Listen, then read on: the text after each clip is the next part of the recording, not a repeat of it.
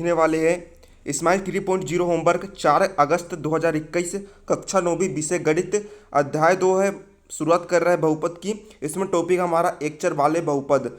तो इसके जो भी स्माइल 3.0 को होमवर्क इसका हम सारा सोल्यूशन देखने वाले हैं। आपको बिल्कुल ध्यान लगाते हुए समझना है। मैं आपको बिल्कुल बेहतरीन तरीके से समझाऊंगा, तो बिल्कुल आपको समझना है। आपको समझने पे ज़्यादा ध्यान देना है, क्योंकि देखिए आपको सोल्यूशन तो कहीं से मिल जाएगा, लेकिन आपको समझ में आना चाहिए, क्योंकि बेसिक कॉन्सेप्ट है, आपको क्लियर होना चाहिए, तभी आपको पार्ट वाले सवाल बन पाएंगे। चलिए अब हम वीडियो बनने के तरीके यहाँ पर शुरू करते हैं। उससे पहले मैं यहाँ पर थोड़ा सा एड लगा देता हूँ।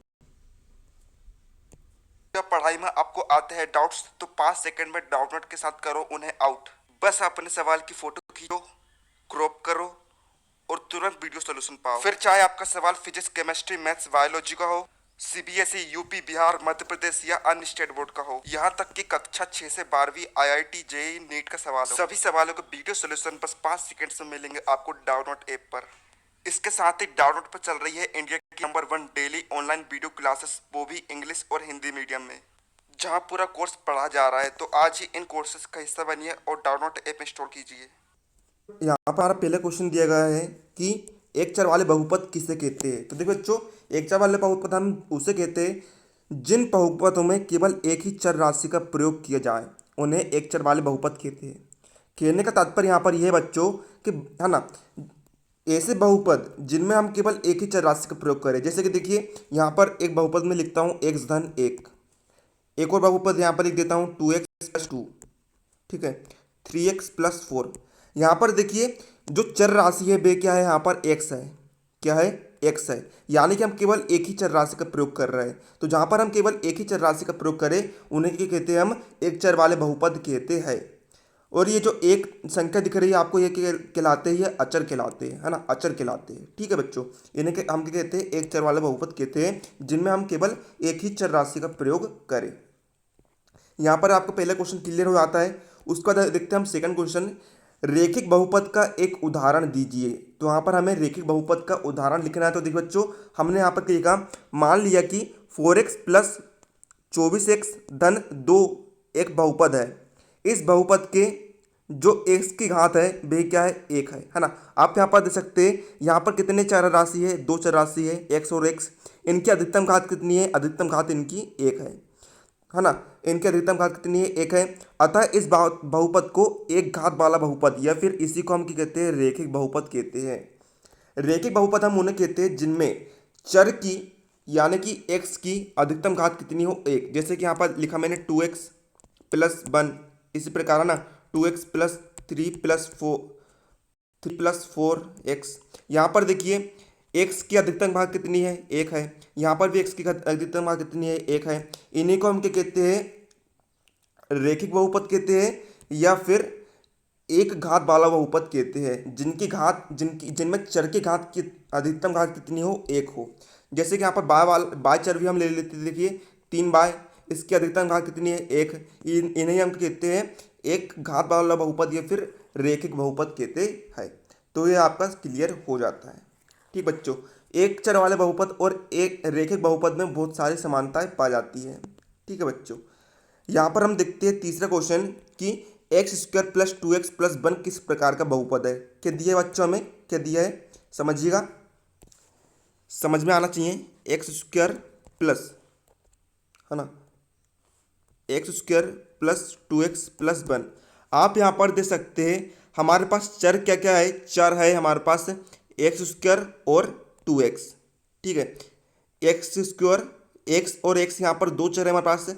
इसमें देखिए अधिकतम घात कितनी है? अधिकतम घात इसमें 2 है। तो जिस भी बहुपद में चर की अधिकतम घात 2 हो, हम उसे कहते हैं, द्विघात बहुपद हम उन्हें कहते हैं। ठीक बच्चों, तो यहाँ पर आप आंसर में लिखेंगे x² + 2x+1 क्या है? द्विघात बहुपद है। ये इसका आंसर हो जाएगा। ठीक बच्चों, उम्मीद आप सभी को समझ में आ रहा होगा। अब देखिए हम देखते हैं चौथा क्वेश्चन। इसमें आपको क्या करना है? नीचे दिए गए प्रत्येक बहुपद की घात ज्ञात कीजिए। यहाँ पर देखिए आपको बहुपद दिख रहे होंगे, इनकी आपको घात ज्ञात करना है। तो देखिए आइए हम इसे सोल्व करते हैं। देखिए पहला आपको क्या दिया है? पहला आपको दिया है x की घात 7 धन x की घात 6 धन 3। आप यहाँ पर देखिए हमारे पास चर कितने हैं, हमारे पास चर है दो, एक्स और एक्स। तो यहाँ पर देखिए आप देख सकते हैं इन चरों में सबसे अधिकतम घात कितनी है, अधिकतम घात है 7। तो हम यहाँ पर लिखेंगे चर की अधिकतम घात कितनी है, चर की अधिकतम घात 7 है। तो यहाँ पर लिखेंगे अतः चर की घात बराबर 7 होगी। मतलब कि हम अधिकतम घात को ही चर की घात कहते हैं, चर की अधिकतम घात ही चर की घात होती है। ठीक है बच्चों, ये आपका पहले क्वेश्चन का आंसर हो जाता है। देखिए सेकंड आपको दिया है, देखिए सेकंड आपको क्या दिया है, 9 दिया है। अब आप यहाँ पर देखेंगे और आप बोलेंगे कि यहाँ पर तो हमें 9 दिया है, यहाँ पर तो कोई चर हमें दिया ही नहीं है, जैसे कि एक्स बाय, ये तो हमें दिए ही नहीं है।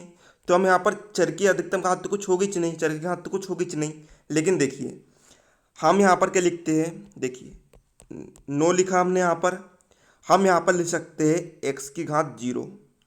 ठीक है बच्चों, हम एक्स की घात 0 क्यों लिख रहे हैं, देखिए किसी भी संख्या में यदि उसकी पावर कितनी हो, 0 हो, तो उसका मान कितना होता है, 1 होता है, सदैव 1 होता है। जैसे कि 25 की घात 0, 16 की घात 0, कोई भी संख्या हो उनका मान सदैव कितना होता है, 1 होता है। जिस भी संख्या की पावर 0 होती है उसका मान सदैव 1 होता है। तो यहाँ पर देखिए बच्चों हमने क्या लिखा था, एक्स की घात 0 लिखा था। तो देखिए यहाँ पर एक्स की घात 0 का मान कितना होगा, है ना, एक्स की घात 0 का मान कितना होगा, 1 होगा। मतलब कि यदि हम इसमें एक्स के हाथ 0 लगा दें तो 9 पर कोई प्रभाव नहीं पड़ेगा, 9 9 ही रहेगा। क्योंकि देखिए एक्स के हाथ 0 का मान कितना हो जा रहा है, 1 हो जा रहा है। तो यहाँ पर देखिए 9 कम 9 हो जा रहा है, मतलब कि हम इसे 9 एक्स के हाथ 0 लिख सकते हैं। ठीक है बच्चों, तो यहाँ पर देखिए हमने क्या लिखा, 9 एक्स के हाथ 0 लिखा। तो यहाँ पर देखिए हम यहाँ पर लिख सकते हैं, यहाँ पर देखिए चर क्या है, एक्स है, एक्स की अधिकतम घात कितनी है, 0 है। तो हम यहाँ पर लिखेंगे चर चर की अधिकतम घात बराबर कितनी है, 0 है। अतः चर की घात बराबर 0 होगी। ये आपका आंसर आ जाएगा, चर की अधिकतम घात कितनी होगी, 0 होगी। इसी प्रकार देखिए हम तीसरा क्वेश्चन देखते हैं। तीसरा क्वेश्चन आपको क्या दिया है, एक्स धन 5। ठीक है, क्या दिया है, एक्स धन 5। आप यहाँ पर देखिए चर क्या है, हमारे पास चर है यहाँ पर एक्स। यहाँ पर एक्स की अधिकतम घात कितनी है, एक्स की अधिकतम घात है 1। तो यहाँ पर हम क्या लिखेंगे, चर, उसी प्रकार से चर की अधिकतम घात बराबर कितनी है, 1 है। अतः चर की घात बराबर से कितनी होगी, 1 होगी। ठीक है बच्चों, ये आपका आंसर आ जाएगा। इस प्रकार से इन्हें सोल्व करा जाता है, आप इनका स्क्रीनशॉट यहाँ पर ले सकते हो। ठीक है, पहले में अधिकतम घात कितनी है, पहले में अधिकतम घात है 7, दूसरे में अधिकतम घात है 0 और तीसरे में अधिकतम घात है 1। इस प्रकार से आप इनको सोल्व करा जाता है। ठीक है बच्चों, अब बढ़ते हैं हम पाँचवें सवाल, आखिरी सवाल की तरफ हम बढ़ेंगे। आखिरी सवाल आपको क्या दिया है कि, आखिरी सवाल आपको दिया है 25 घात के एक पदी का उदाहरण दीजिए।